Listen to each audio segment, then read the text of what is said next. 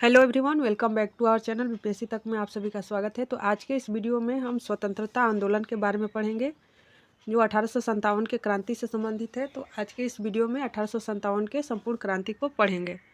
अगर आप मेरे चैनल पर नए हैं तो प्लीज़ चैनल को सब्सक्राइब कर लीजिए, वीडियो को लाइक कीजिए, कमेंट कीजिए और शेयर कीजिए। तो आइए स्टार्ट करते हैं। और ये आधुनिक भारत का सबसे महत्वपूर्ण चैप्टर है 1857 की क्रांति। यहाँ से क्वेश्चंस हमेशा एग्जाम्स में पूछे जाते हैं।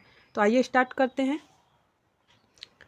फर्स्ट है कि 1857 ईस्वी के विद्रोह कहाँ से प्रारंभ हुआ था। 1857 का जो विद्रोह हुआ था वो कहाँ से प्रारंभ हुआ था, तो ये मेरठ से प्रारंभ हुआ था। नेक्स्ट देखते हैं कि 1857 ईस्वी के विद्रोह का तत्कालिक कारण क्या था। तो तत्कालिक कारण क्या था, तो चर्बी वाले करतूस, जो चर्बी वाले करतूस मिले थे वही तत्कालीन कारण था। नेक्स्ट है कि 1857 ईस्वी के विद्रोह के समय भारत का गवर्नर जनरल कौन था, तो लॉर्ड कॉनिंग थे। कौन थे, तो लॉर्ड कॉनिंग।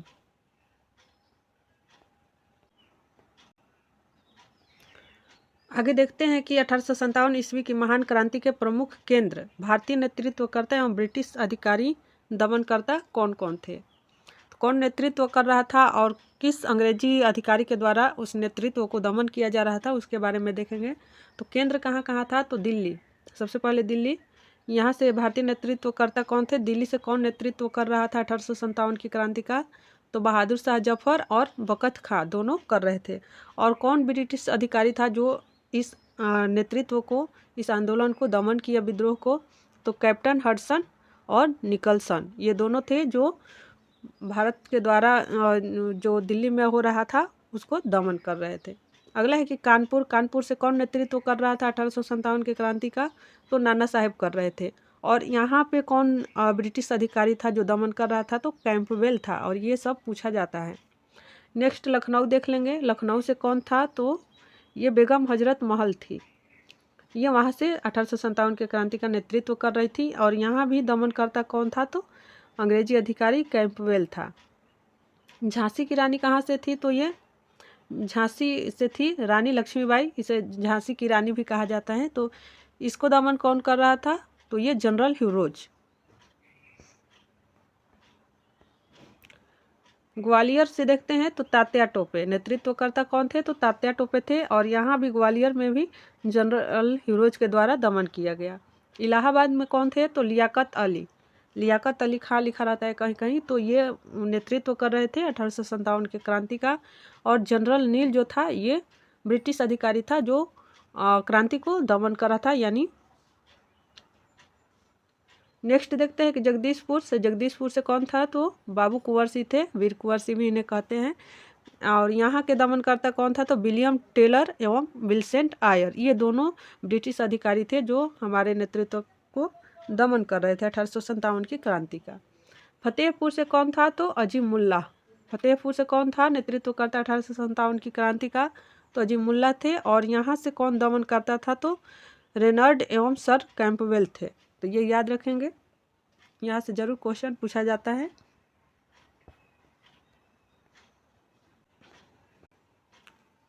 नेक्स्ट देखते हैं कि 1857 की क्रांति के समय ब्रिटेन का प्रधानमंत्री कौन था।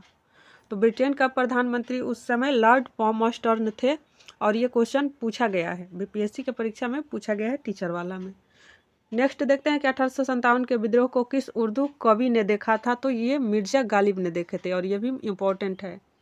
अगला है कि 1857 के विद्रोह में अंग्रेजों का सबसे कट्टर दुश्मन कौन था। तो सबसे कट्टर दुश्मन कौन था, तो मौलवी अहमदुल्ला शाह, ये अंग्रेजों के सबसे कट्टर दुश्मन थे। अगला देखते हैं कि किसने 1857 के विद्रोह को एक षड्यंत्र की संज्ञा दी। तो जेम्स आउटर्म और डब्ल्यू टेलर, ये दोनों ने एक षड्यंत्र की संज्ञा दी थी, विद्रोह नहीं, उसको षड्यंत्र बोला था। अगला देखते हैं कि 1857 की क्रांति का चिन्ह क्या निश्चित किया गया था, यह हमेशा पूछा जाता है। तो कमल एवं चपाती, कहीं कहीं कमल और रोटी दिया जाता है, रोटी कहिए या चपाती कहिए, कमल और रोटी, ये दोनों 1857 क्रांति का चिन्ह था। अगला देखते हैं कि वर्ष 1857 के विद्रोह में किसने सबसे पहले अपना बलिदान दिया। तो सबसे पहले किसने बलिदान दिया, तो ये मंगल पांडे थे।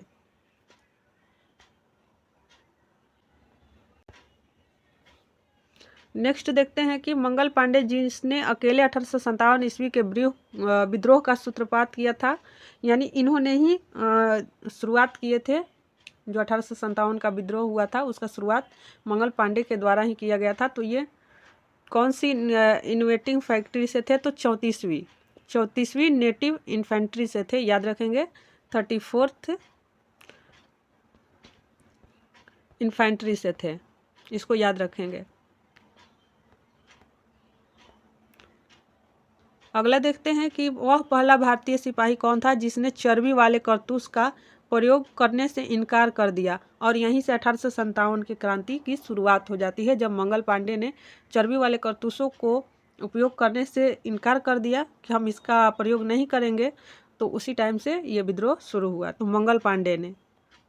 अगला है कि बेगम हजरत महल ने 1857 के विद्रोह का नेतृत्व किस शहर से किया था? तो ये लखनऊ से की थी। अगला देखते हैं कि 1857 के विद्रोह में कानपुर में सैनिक का नेतृत्व किसने किया था? तो कानपुर से नाना साहेब थे, जगदीशपुर से वीर कुंवर सिंह थे, लखनऊ से बेगम हजरत महल थी। तो याद रखेंगे इन सबको। नेक्स्ट देखते हैं कि 1857 के विद्रोह की शक्ति का सबसे महत्वपूर्ण घटक था। तो हिंदू मुस्लिम एकता सबसे महत्वपूर्ण घटक था। सब हिंदू और मुस्लिम मिलकर 1857 की क्रांति में भाग लिए थे। अगला देखते हैं कि रानी लक्ष्मीबाई का मूल नाम क्या था? तो ये मणिकर्णिका नाम था, मूल नाम मणिकर्णिका था। नेक्स्ट देखते हैं कि किसकी वीरता से प्रभावित होकर ब्रिटिश सैन्य अधिकारी ह्यूरोज ने कहा कि भारतीय क्रांतिकारियों में यह एक अकेली मर्द है। तो ये रानी लक्ष्मीबाई को कहा था। और झांसी से जब वो नेतृत्व कर रही थी 1857 की क्रांति का, तो उसका दमनकर्ता कौन था? तो जनरल ह्यूरोज ही था। और इसने ही कहा कि भारतीय क्रांतिकारियों में यह अकेली मर्द है, रानी लक्ष्मीबाई को कहा था। तो ये याद रखेंगे।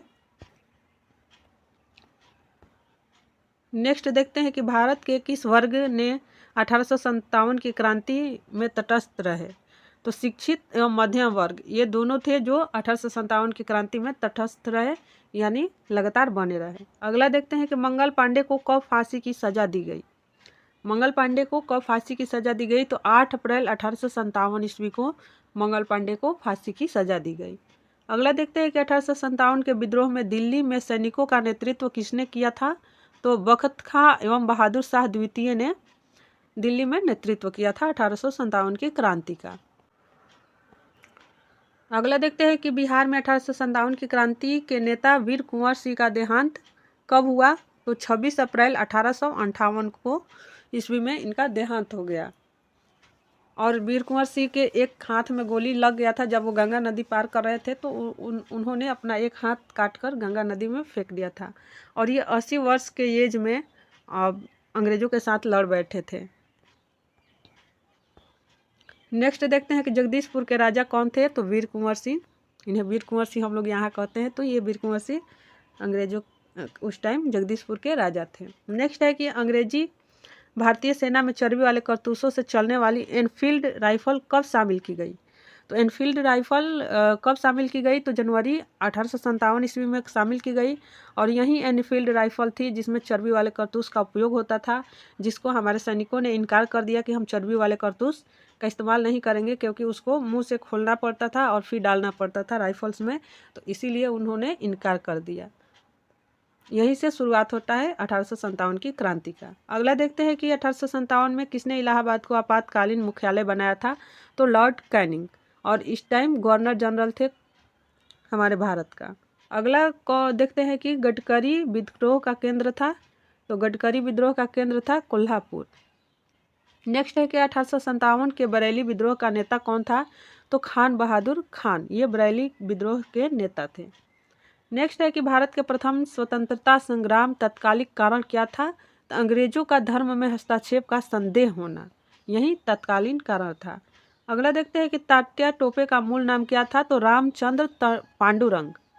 तात्या टोपे का मूल नाम क्या था? तो रामचंद्र पांडुरंग था।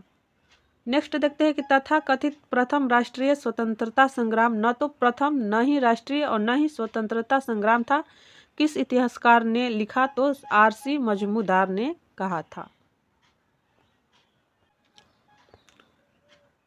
नेक्स्ट देखते हैं कि मेरठ विद्रोह का प्रारंभ कब हुआ था। तो 10 मई 1857 ईस्वी को मेरठ विद्रोह का प्रारंभ हुआ था। अगला है कि मेरठ के विद्रोही सैनिकों ने कब दिल्ली पहुंचकर दिल्ली पर अधिकार कर लिया और मुगल सम्राट बहादुर शाह द्वितीय को भारत का सम्राट घोषित कर दिया। तो 12 मई 1857 ईस्वी को ये हुआ था। अगला है कि बिहार के जगदीशपुर में विद्रोह के दमन का श्रेय किस ब्रिटिश अधिकारी को है। तो टेलर व विटसन आयर को है। जगदीशपुर से नेतृत्व कौन कर रहे थे। तो वीर कुंवर सिंह कर रहे थे। और कौन ब्रिटिश अधिकारी था जिसने दमन किया था। तो टेलर और विटसन आयर दोनों थे। अगर वीडियो पसंद आएगा तो लाइक ज़रूर कीजिएगा। और 1857 की क्रांति हर एग्जाम में यहाँ से प्रश्न पूछा जाता है, तो आप लोग लास्ट तक जरूर देखिएगा।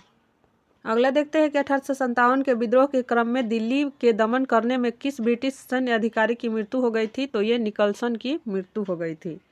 नेक्स्ट है कि किस स्थान पर हुए विद्रोह के दमन के दौरान ब्रिटिश सैन्य अधिकारी हैवलॉक की मृत्यु हो गई थी। तो हैवलॉक की मृत्यु कहाँ हुई थी। तो लखनऊ में। अगला देखते हैं कि सर्वप्रथम किसने 1857 के विद्रोह के तुरंत बाद इसे एक राष्ट्रीय विद्रोह की संज्ञा दी थी। तो बेंजामिन डिज़रायली ने कहा था कि ये एक राष्ट्रीय विद्रोह है। अगला देखते हैं कि यह विद्रोह भारत की स्वतंत्रता के लिए सुनियोजित युद्ध था। 1857 की क्रांति में के संबंध में किसने कहा था। तो वीडी सावरकर ने कहा था। अगला है कि किसने कहा था कि 1857 की क्रांति आरंभ में सैनिक विद्रोह था जो बाद में राष्ट्रीय विद्रोह स्वतंत्रता संग्राम में परिणत हो गया। तो इसे किसने कहा था। तो एस.एन. सेन ने कहा था।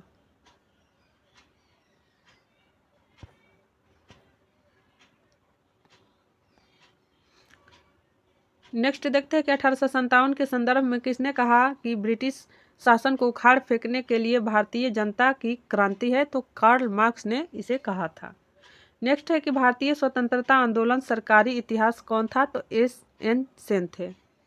अगला है कि the first Indian bar of independence के लेखक कौन थे। तो ये कार्ल मार्क्स थे। The first Indian bar of independence के लेखक कौन थे। तो कार्ल मार्क्स थे।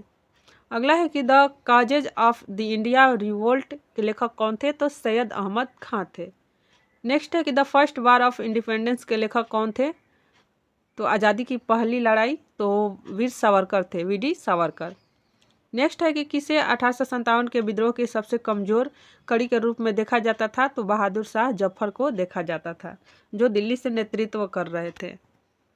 तो कैसा लगा आज का ये वीडियो कमेंट करके ज़रूर बताइएगा। वीडियो पसंद आया हो तो लाइक कमेंट और शेयर ज़रूर कीजिएगा।